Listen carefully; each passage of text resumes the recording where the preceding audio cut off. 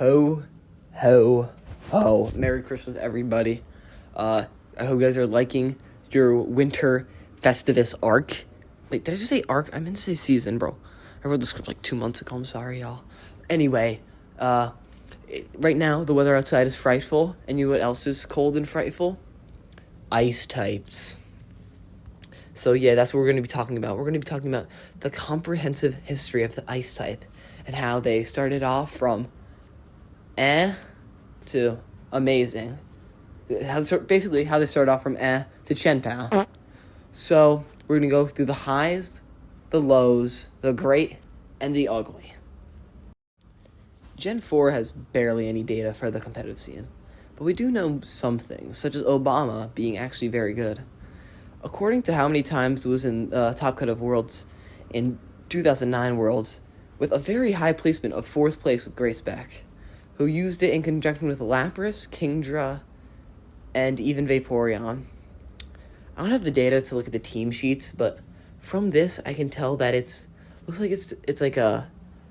It also had Politoed. It looks like a rain/snow team, which is actually really cool. I don't think that could work today, but at the time it definitely worked considering it got 4th place, and it just goes to show how much Pokemon has changed over the years. Next year, 2010, had Obama. Let's go. It placed 5th, 7th, and 8th, and Heihua placed 5th place, and had a very interesting team with a Trick Room and Mewtwo, and the OG Spore User Parasect. And Mewtwo is a fast Pokemon, and Trick Room is kind of crazy on Mewtwo. In an interview, he actually said that this was one of his favorite teams he's ever built. The main reason why there was so much Obama was due to the weather duo being omnipresent in this restricted format. So it's cool to see this guy having an honestly amazing run in Gen 4 compared to nowadays.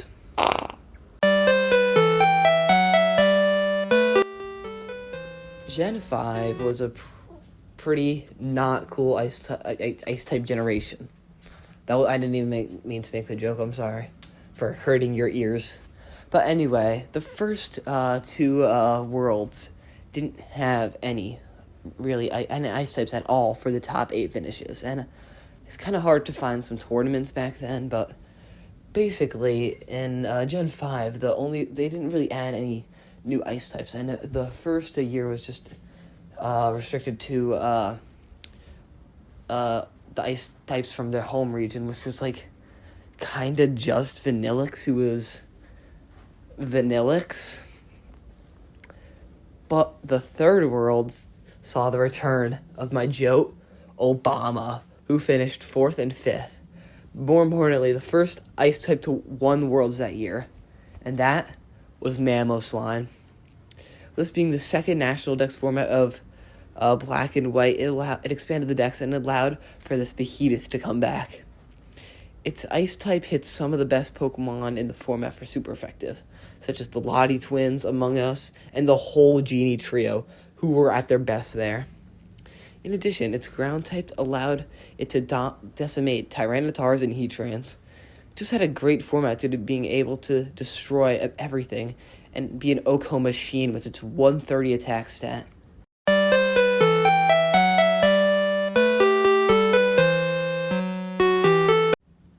The next generation we'll be covering was not mega cool for ice types.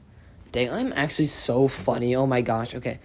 Gen 6 is notorious for blending mega evolutions into the game, restoring new life into some bad or forgotten mons. So out of not numerous, because there's like barely any ice types, which ones got megas? You got Obama and Glalie. Both or sadly Booty.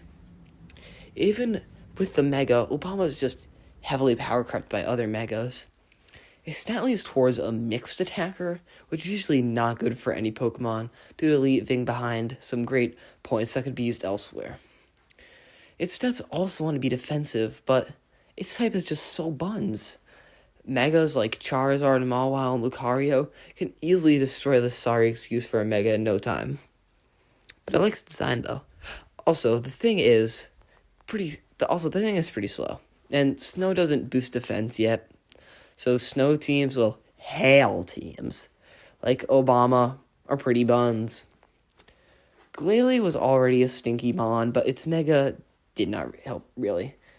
It is also a mixed attacker who doesn't get a bonus, who does get a bonus, being Refrigerate, which makes all normal moves ice.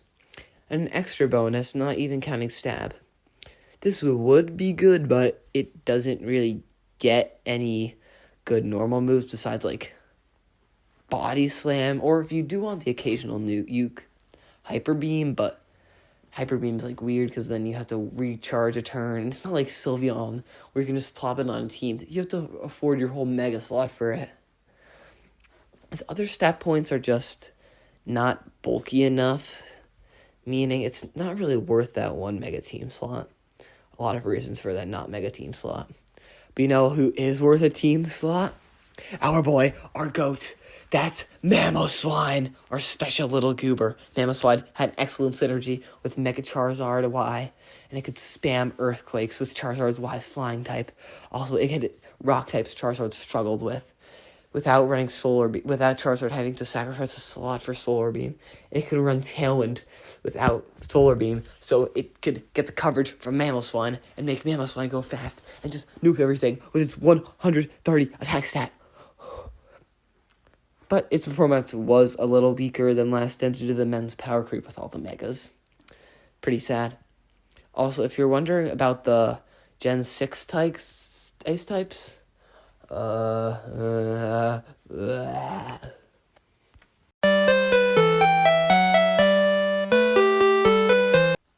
Gen 7. First of all, let's get the elephant out of the room. Mamoswine fell off. No. Anyway, other than this, statistically, Gen 7 was actually a pretty good time for ice types, with them introducing 2 new ice types, Alolan Ninetales and Sandslash. Actually 4, I guess, because of the pre-evolutions. But it's kind of crazy how there were no original ice types. Well, actually, I forgot Crabominable. I'm going to go back to forgetting about Crabominable. One of them was kind of buns, though, sadly. However, Ninetales was actually an amazing ice type. Ninetales is by far the greatest ice type mentioned so far, and it is not even close. Ninetales is one of the 4 snow setters, but sets itself away from the others with its great typing, moves, and stats. Thororis, Obaba, and Vanilla Ice being too slow and frail due to the typings or stats. Ninetale does not have these problems. Its high speed, which provides some bulk, which might seem bad, but it actually is kind of bulkier than the other guys. By setting up Aurora Veil faster, it makes it and its partner Bulky faster. In conjunction with that, its type is also amazing, with Ice being a great offensive type, which works as its speed. An Ice type with high speed, maybe like they should make the type that has one of the worst defenses but one of the best offenses fast. Well, I mean, you could count Weavile, but that's if you're, like, single. Oh, and anyway, I forgot to talk about its ice type, which allows for it to have the move Moonblast, which is a great option. So it's just a nice defensive option because you get close combat, but you are 4 times weak to Steel, but that's just a little problem that he has. It won 5 regionals during Sun and Moon's lifespan, which is honestly absurd, with it even not winning, it finished second at Worlds. Is so sad. I kind of wish it won, but still, this generation was great for ice types. Solely because of Ninetales, basically.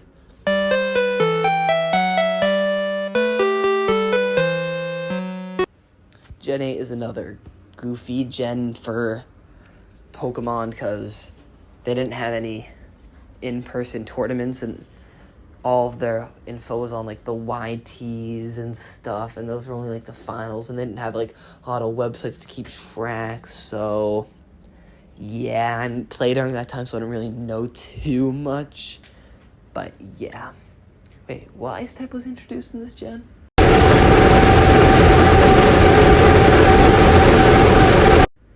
Oh, yeah, I forgot to mention Ice Rider Calyrex started its existence. This guy finally gave us a good ice legendary. And this guy was also restricted too, which means you could only use 2 of them on the team in that specific format that it was legal in. Calyrex was a menace, but did have some setbacks in this gen, such as Calyrex Shadow and Zacian, back when Zacian was actually good. Calyrex Ice also had a strong showing at Worlds, with it coming in 4th place. It's also one of the greatest Trick Room Mons ever. Almost all of its base stats are in bulk, and its speed is horrendous, but that's actually amazing due to it being a Trick Room Mon with only 50 speed, allowing it to OHKO basically everything really fast with its monstrous 165 attack stat, which is very cool and balanced. Thank you, Game Freak. Its bulk actually allowed it for it to take even super effective hits, then be in Trick Room, and then kill everything with its Ice Stab. It's kind of like the reverse Weavile, you know? Ice is one of the best attacking types, but it's also bad defensively. And Psychic has been straight bunts for 2 decades straight. It was a one-hit wonder in Gen 1, but that doesn't really count. Almost all of the time, Psychic is kind of useless because you're never really running Psychic Stab. Did I just say Sand? What am I? Okay, anyway, you're not running Stab. And usually you're just running high horsepower. Moving on, there's also Lapras in this gen, who actually had a decent resurgence due to getting a G-Max, which was great in low power forms. Its G-Max move was G-Max Renaissance. Let's put up an Aurora Veil, which made Lapras even more bulky and allowed it to just spam attacks while being ridiculously bulky. It could also send the arena for other Pokemon. So, yeah, Lapras had a pretty good generation, but overall the generation wasn't too crazy for Ice, but allowed for some new guys to pop up and perform well for the Ice type.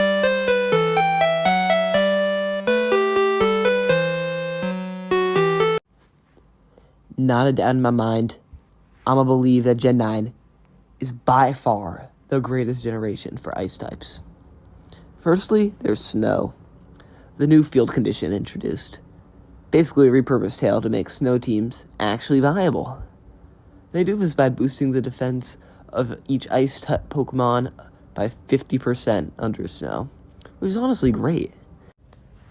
And do you know who sets up Snow? Ninetales, let's go! And this allows for to go Ninetales, so we're putting in numbers and make itself even bulkier with Snow. And heck, maybe even surpassing its prime in Gen 8 despite all the new Steel types, such as Kingambit and Goldengo. Anyway, the new Ice types are even better. The type has absolute menaces now, such as Chien-Pao and Iron Bundle. These 2 are crazy good, with Chien-Pao even winning Worlds. This captain has so many first-place finishes, I'm not even going to count them all. Its type is a key component in success, due to Ice being one of the best attacking types, and Dark also being a good attacking type. It gets great moves such as Ice Spinner, Throat Chop, Sucker Punch, Sacred Sword, Crunch, Icicle Crash, and Swords Dance. I want to call Icicle Crash good. It misses like 40% of the time, like for real. Its stats are so good for a Glass Cannon, with a crazy 135 speed stat and a 120 in attack.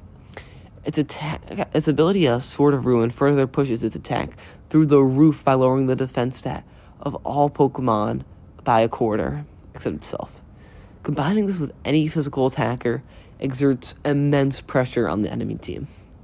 This guy usually holds a focus sash, so it cannot get O-code. Overall, Chien-Pao is one of the best Scarlet and Violet Pokemon. Heck, I'd place it in top 5. Next is another great Ice type, being Iron Bundle. This silly little guy is one of the fastest Pokemon ever. It's faster than 135, which is faster than all the 135 Mons, such as Koraidon, Miraidon, Chien-Pao, and Fluttermane, who are all units. He's pretty versatile Pokemon too, with it either being a support or damage dealer. It supports that utilizes its speed and icy wind to slow down opponents before they can move most of the time. Then allows for a partner Pokemon to do all the rest. You can't just leave it alone, though, because it has 124 in special attack. And Ice and Water Stab, which is two great types. It has the Ice move Freeze Dry, which hits waters for super effective, giving it coverage with Stab. Honestly, a crazy move, even though it's only 70 base power. And honestly, in most cases, you can put both of these sets into one, leading this dude to win 6 separate regionals and making finals in those regionals more than 10 times.